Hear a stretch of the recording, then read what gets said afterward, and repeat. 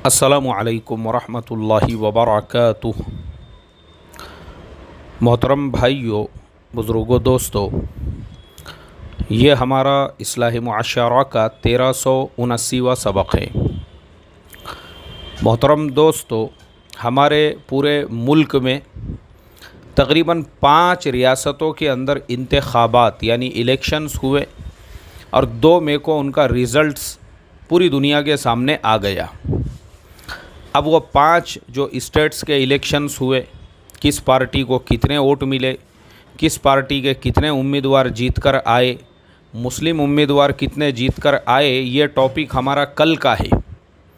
कल का जो हमारा सबक रहेगा, इंशाल्लाह हम 5 स्टेट्स के इलेक्शन को टेक्निकल एनालिसिस करेंगे। लेकिन आज सिर्फ़ और सिर्फ आसाम स्टेट्स के जो इलेक्शंस हुए, हम उस पर बात करने वाले हैं कि सूबे आसाम में अगर सही से हिकमत अमली इख्तियार की जाती तो आज मौलाना बदरुद्दीन अजमल साहब वज़ीर आला बन गए होते, मुख्यमंत्री की कुर्सी पर बैठ जाते और पूरे मुल्क के मुसलमानों के लिए एक फ़ख्र की बात होती, ख़ास तौर पर अहले मदारिस के लिए, उलमा के तबक़े के लिए कि एक आलिम दीन अल्हम्दुलिल्लाह वो एक सूबे का, एक स्टेट का मुख्यमंत्री बना हुआ है।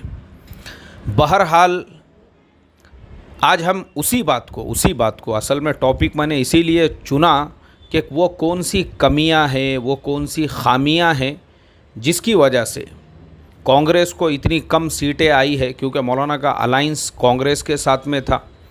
कांग्रेस ने मौलाना की पार्टी AIUDF को 16 जगहों पर उम्मीदवारी दी थी और अल्हम्दुलिल्लाह अल्लाह के करम से मौलाना की पार्टी का 100% रिज़ल्ट आया।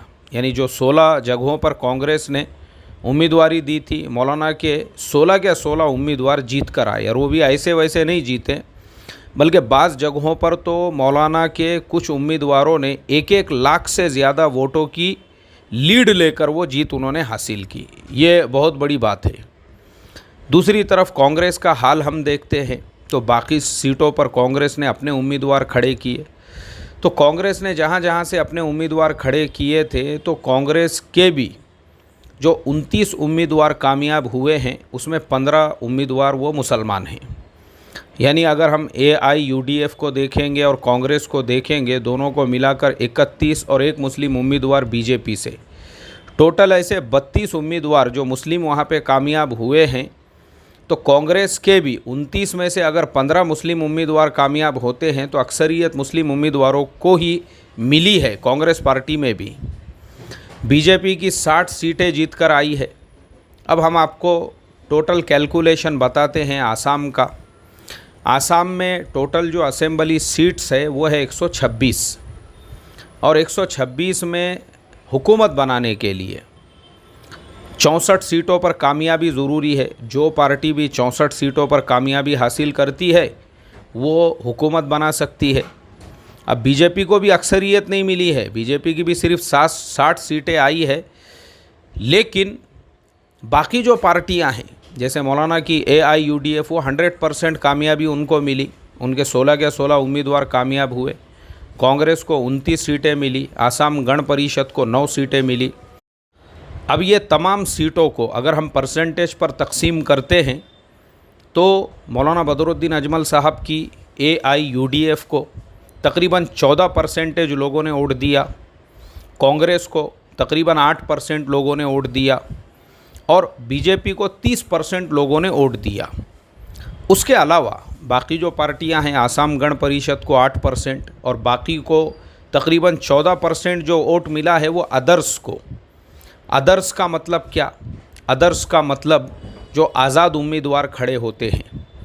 अब हम पूरे आसाम के अंदर मुसलमानों की आबादी को और आबादी के एतबार से उम्मीदवारों को और उम्मीदवारों के एतबार से जो मिलने वाला वोट है उसको परसेंटेज के हिसाब से देखते हैं कि अगर मुसलमानों में आपस में थोड़ा सा इत्तेहाद हो जाता, इत्तेफाक हो जाता और मुसलमान ये तय करते कि भाई हमको BJP से वोट को बचाना है और चाहे कांग्रेस हो, चाहे मौलाना की AIUDF हो, इन दोनों पार्टियों में ही जहां जिनके उम्मीदवार है, अगर मुसलमान ये जिम्मेदारी लेते तो मैं समझता हूं आज आसाम के इलेक्शन के रिज़ल्ट्स कुछ और होते थे। परसेंटेज के एतबार से अगर हम देखेंगे तो तकरीबन आसाम के अंदर मुसलमानों की आबादी गवर्नमेंट के एतबार से 40% के अंदर है। यानी गवर्नमेंट कहती है 35% है, 40% है, ठीक है। वैसे तो मुसलमानों की आबादी आसाम में 50% है रियलिटी में अगर देखा जाए तो, लेकिन पेपर्स के ऊपर ये दिखाया जाता है कि मुसलमान 40% से कम है। ठीक है, 40 से कम है। 40% भी अगर हम पकड़ते हैं तो 40% के हिसाब से भी 126 जो उम्मीदवार है, उन 126 उम्मीदवारों में तकरीबन 50 से 55 मुस्लिम उम्मीदवार वो जीतना चाहिए था। तब मुसलमानों की जो आबादी है 40% के एतबार से तो बराबर जो है सीट्स वो बैलेंस में आती थी। लेकिन यहाँ पे अगर हम देखते हैं जो मुसलमानों की आबादी है उसके एतबार से भी तकरीबन 20 सीटों का यहाँ पे गैप पड़ता है। यानी 20 मुस्लिम उम्मीदवार जो कम जीत कर आए हैं, या कांग्रेस की 20 सीटें जो यहाँ पे कम जीत कर आई है, उसका रीज़न क्या है? उसके रीज़न पे अब हम गौर करते हैं तो हमको पता चलता है कि एक एक असेंबली से 8-8, 9-9 मुस्लिम उम्मीदवार खुद खड़े हुए थे। कोई आज़ाद खड़ा हुआ है, कोई किसी छोटी पार्टी से खड़ा हुआ है, कोई किसी पार्टी से खड़ा हुआ है। यानी ये जो ओट कटवा है, इनको ओट कटवा कहते हैं, ये ओट कटवा की वजह से मुसलमानों के तकरीबन 20 सीटों का नुकसान हुआ है। वरना हम आज देखते थे कि आसाम का नक्शा कुछ और होता था। जो बीजेपी को 60 सीटें मिली है, अगर हम उस पर गौर करते तो बीजेपी को 30 से 35 सीटें मिल सकती थी। बाकी की जो बची हुई सीट से आप वोटों के परसेंटेज से अंदाज़ा लगाइए। मैंने जैसे अभी आपको वोट का परसेंटेज बताया कि बीजेपी को 30% वोट जहाँ पे मिले, मौलाना की पार्टी को 14% मिले, और उसके अलावा जो 14% वोट्स अदर को मिले, अदर को, आप सोचो अदर का मतलब क्या है? अदर का मतलब ये है जिनकी कोई पार्टी ही नहीं है। तो कॉमन सेंस की बात है कि वही 14% वोट अगर कांग्रेस को मिल जाता, वही 14% वोट अगर मौलाना की AIUDF तो अल्हम्दुलिल्लाह 100% पहले ही कामयाब हो चुकी है, अगर वही 14% वोट जो बिला वजह बर्बाद हुआ है, तो मैं ये समझता हूँ कि तकरीबन कांग्रेस 40 से ऊपर उनकी सीटें होती थी, मौलाना की 16 सीटें, इस तरीक़े से मिलाकर आसानी से AIUDF आसाम के अंदर अपनी हुकूमत बना सकती थी। लेकिन मेरे मोहतरम दोस्तों, हम मुसलमानों का एक बहुत बड़ा जो वीक पॉइंट है वो यही है। इलेक्शन से पहले हमको कितना भी समझाया जाए, मैंने इसीलिए ये जो 5 स्टेट्स के इलेक्शन हुए, मेरी एक आदत है, आप लोगों को पता होगा जो लोग मेरे सबक पाबंदी से सुनते हैं, मेरी हर इलेक्शन से पहले किसी न किसी पार्टी का मैं समर्थन करता हूँ। जैसे मैंने इससे पहले भी ममता बनर्जी को हमने खुलकर सपोर्ट किया था अल्हम्दुलिल्लाह 2016 के इलेक्शन में, तो माशाल्लाह उस वक्त भी उनको कामयाबी मिली। उसके बाद में अभी भी मैंने जो है एक क्लिप बनाकर वायरल किया था बंगाल के अंदर, तो माशाल्लाह कुछ लोगों ने उसका बंगाली में भी ट्रांसलेशन करके उसको चलाए। इसी तरह से हर स्टेट्स के इलेक्शन से पहले, असेंबली इलेक्शन से पहले, मगर अभी ऐसा हुआ कि पिछले मर्तबा जो उत्तर प्रदेश के अंदर असेंबली इलेक्शन हुए, और जिस असेंबली के अंदर 80 मुस्लिम MLA हुआ करते थे, मुश्किल से वहाँ पर 20 से 22 मुस्लिम उम्मीदवार, मुस्लिम MLAs जब उस असेंबली के अंदर पहुँचे और इलेक्शन का रिज़ल्ट हमारे सामने ऐसे आया कि सिर्फ 200, 250, 150 वोटों से कई जगहों पर मुस्लिम उम्मीदवार हार गए, सिर्फ़ और सिर्फ मुसलमानों की ही वजह से।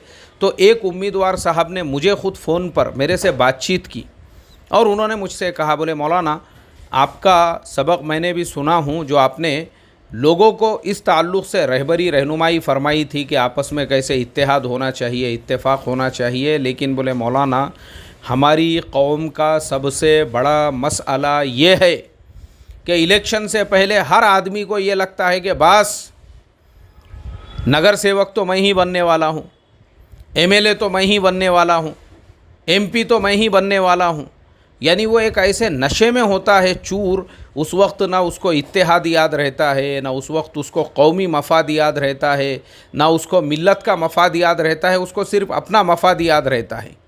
वो ये सोचता है मुझे क्या लेने देने का है कौम से, मिल्लत से, मुझे अपना इलेक्शन जीतना है। बोले मौलाना इस वजह से यूपी के अंदर 15 से 20 ऐसे मुस्लिम उम्मीदवार हैं जो 1000 से 1500 से कम वोटों से जो हारे हुए हैं। जिस असेंबली के अंदर 80 मुस्लिम एमएलए हुआ करते थे, आज वहाँ पे 22 से 24 एमएलए भी नहीं हैं। क्यों नहीं है? इसीलिए नहीं है क्योंकि आपस में इत्तेहाद नहीं है, आपस में इत्तेफाक नहीं है, आपस में तोड़ है। और बहुत सारे मुस्लिम उम्मीदवारों को तो ख़ास तौर पे वोट कटवा बनाकर खड़ा किया जाता है ताकि सामने वाले बड़े कैंडिडेट को गिराया जा सके। ऐसा ही हुआ आसाम में भी, ऐसा ही हुआ। आसाम में जो 14% वोट लेने वाले हैं वो कौन है?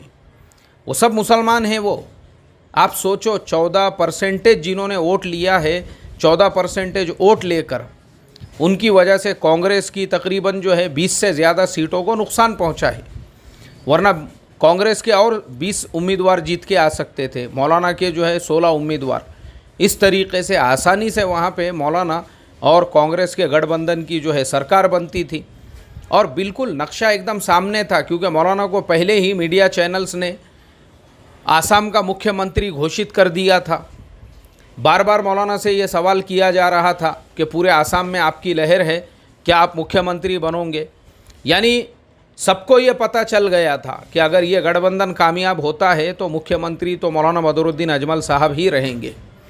अल्लाह हिफाजत फरमाए। मोहतरम दोस्तों, हमारी कौम को अल्लाह समझ अता फरमाए क्योंकि हमारे अंदर सियासी शुऊर नहीं है, हमारे अंदर सियासी शुऊर नहीं है, हमारे अंदर सियासी शुऊर नहीं है, हमारे अंदर सियासी शुऊर नहीं है। ये सियासी शुऊर नहीं होने की वजह से हमारा जितना परसेंटेज है उसके एतबार से हमारे उम्मीदवार, अभी मैं आपको चलो भारत का भी परसेंटेज बताता हूँ। पूरे इंडिया के अंदर गवर्नमेंट कहती है कि मुसलमानों की आबादी 20% है। चलो हम मान लेते हैं 20% है, ठीक है, 20 तो 20। अब 20% मुस्लिम आबादी है और टोटल जो लोकसभा के उम्मीदवार है वो है 544। चलो आप कैलकुलेशन करो कि 20% में 20% को 544 में से 20 के हिस्से में कितना परसेंटेज आएगा? एकदम मोटा कैलकुलेशन है, 100 और दूसरी तरफ 8, यानी तकरीबन 110 मुस्लिम उम्मीदवार, 110 मुस्लिम एमपी वो लोकसभा में होना चाहिए परसेंटेज के हिसाब से। 20% है ना, तो 20% कितना होता है 544 का? वो होता है तकरीबन वो होता है 110। अब अगर आप देखेंगे तो क्या लोकसभा में 110 मुसलमान एमपी है? मुझे आप बताइए क्यों नहीं है? इसलिए नहीं है कि हमारे वोटों में इत्तेहाद नहीं है, इत्तेफाक नहीं है। ऐसे ही अपने अपने स्टेट्स के अंदर आप अपना परसेंटेज देखिए, आपका परसेंटेज कितना है और आपके उम्मीदवार जो है वहाँ की विधानसभा में कितने हैं। वो परसेंटेज के हिसाब से नहीं है तो क्यों नहीं है? आपके आपस के लड़ाइयों की वजह से, आपस की ना इत्तेफाकियों की वजह से, आपस के तोड़ की वजह से। अल्लाह हिफाजत फरमाए मेरे मोहतरम दोस्तों, और हमारी कौम को अक़ल सलीम अता फ़रमाए। मुझे बड़ा अफसोस होता है यार, मैंने सोचा था मैं सियासी बयान नहीं दूंगा लेकिन मेरे से रहा नहीं गया। 2 दिन तक मैं सोचता रहा, फिर मैं बोला नहीं यार, ये टेक्निकल एनालिसिस करना ज़रूरी है। मौलाना बदरुद्दीन अजमल साहब मुख्यमंत्री बन जाते थे आसाम के, लेकिन हमारी ही कौम के 9 उम्मीदवार, कहीं पे 10 उम्मीदवार अपने ही भाई को गिराने के वास्ते में खड़े हुए हैं, और जिसकी वजह से फिर वही हाल हुआ कि जीत कर भी कोई फ़ायदा हासिल नहीं है, आपको अपोजिशन में ही बैठना है। अल्लाह रहम का मामला फरमाए। चलो कल जो है इंशाअल्लाह अब पश्चिम बंगाल के, तमिलनाडु के और पुडुचेरी का और केरला का जो इलेक्शन हुआ, वहाँ पे मुसलमानों का परफॉर्मेंस कैसा रहा, उनका परसेंटेज के एतबार से, और कहाँ किसको क्या नुकसान हुआ, हम उसको टेक्निकल एनालिसिस करेंगे इंशाअल्लाह। अस्सलामु अलैकुम वरहमतुल्लाहि वबरकातुहू।